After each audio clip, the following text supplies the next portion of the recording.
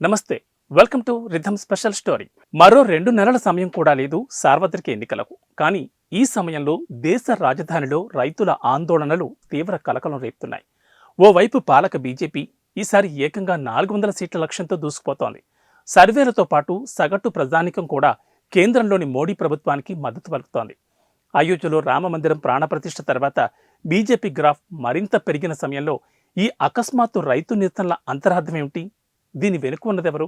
రైతుల ఆందోళనలో పాల్గొంటున్న సంఘాలకు అండదండలిస్తున్నదెవరు? ఇలా ఎన్నో ప్రశ్నలు తెర మీదకు వస్తున్నాయి.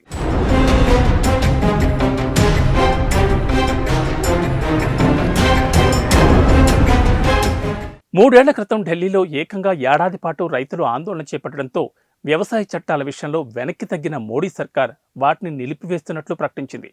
అయితే మళ్లీ ఇప్పుడు మరోసారి అదే స్థాయిలో నిరసన వ్యక్తం చేసేందుకు రైతులు పెద్ద సంఖ్యలో రాజధానిలోకి వెళ్లేందుకు ప్రయత్నిస్తున్నారు.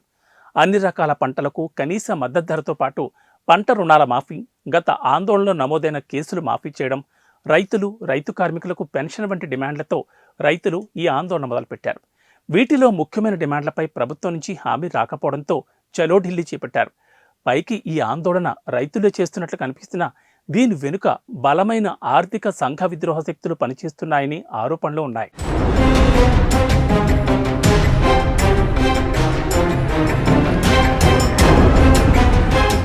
కేంద్రం తీసుకొచ్చిన వ్యవసాయ చట్టాలు దేశవ్యాప్తంగా ఉన్న రైతులందరి కోసమే.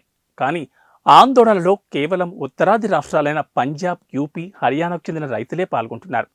ఈశాన్య, దక్షిణాది రాష్ట్రాలకు చెందిన రైతు సంఘాలు ఈ ఆందోళనలో ఎక్కడా కనిపించలేదు. బీజేపీ బలంగా ఉన్న ఉత్తరాది రాష్ట్రాల్లోని రైతులు ఆందోళన చేయడంలో ఆంతర్యమేమిటో తెలియాల్సింది. ఇక నిరసన 2.0గా పిలుస్తున్న తాజా ఆందోళనలో గత ఏడాది పాల్గొన్న సంఘాలు కనిపించడం లేదు.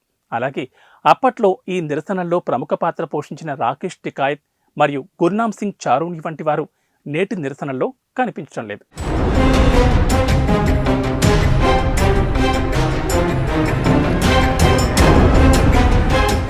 ఇటు ఈ ఆందోళనలు ఖలిస్తానీ ఉగ్రనీడన జరుగుతున్నట్లు స్పష్టమైన ఆధారాలు బయటపడుతున్నాయి.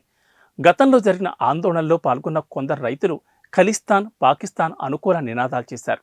తాజా ఆందోళనలో కూడా ఖలిస్తానీ ఉగ్రవాది బింద్రన్ వాలే చిత్రంలో కూడిన త్రిభుజాకార జెండాలు ఓ ట్రాక్టర్పై కనిపించాయి. ఇటు గతంలో ఢిల్లీలోని ప్రధాని మోడీ ఇంటిపై ఖలిస్తానీ జెండాను ఎగిరెయ్యాలని Sikh for justice chief Gurpatwant Singh గతంలో పిలుపునిచ్చాడు. అందుకు అనుగుణంగానే నేటి ఆందోళనలో రైతులు మోడీ నివాసాన్ని ముట్టడించాలని నిర్ణయానికొచ్చారు. దీంతో ఈ రైతుల ఆందోళన వెనుక ఖలిస్తానీ శక్తులు పనిచేస్తున్నాయని అర్థమవుతోంది.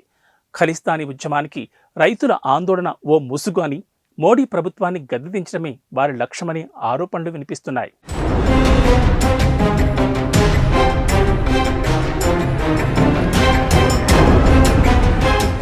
అంతేకాదు, భద్రతా బలగాలు ప్రయోగిస్తున్న టీయర్ గ్యాస్ను వాటర్ కెనాన్లకు ఎదురు నిలిచి భారీకేడ్లను దాటిస్తున్నారు రైతులు. ట్రాక్టర్లకు హైడ్రాలిక్ సాధనాలు బిగించి ప్రత్యేక మార్పులు చేసి మరీ దూసుకొస్తున్నారు. టియర్ గ్యాస్ను ఎదిరించేందుకు ఫైర్ బ్రేక్ హార్డ్ షెల్ను ఉపయోగిస్తున్నారు. పోలీసులు ఎన్ని చర్యలు తీసుకున్నా రైతులు వారి రాష్ట్రాల నుంచి ఢిల్లీ శివార్లలోకి చేరుకున్నారు. అయితే రైతుల్లో ఎవరికైనా ఒకరికి ఏదైనా జరగరానిది జరిగితే మాత్రం అదేదో దేశవ్యాప్త ఆందోళనకు దారితీయచ్చు. ఇందుకోసం విపక్ష కాంగ్రెస్తో పాటు లిబరలిస్టులు, జిహాదీ గ్రూపులు ఇప్పటికే సిద్ధంగా ఉన్నాయి. కేంద్రంలో రైతు వ్యతిరేక ప్రభుత్వం ఉందని, మోడీకి వ్యతిరేకంగా పెద్ద ఎత్తున ప్రచారం చేసేందుకు సంఘ విద్రోహ శక్తులు కాచుకుని కూర్చున్నాయి. తమ అనుకూల మీడియా, సోషల్ మీడియా అవకాశం కోసం వేచి చూస్తున్నాయని వేరే చెప్పక్కర్లేదు. ఇది ఇవాల్టి రిథమ్ స్పెషల్ స్టోరీ. మరో అంశంతో మళ్ళీ కలుద్దాం. నమస్తే.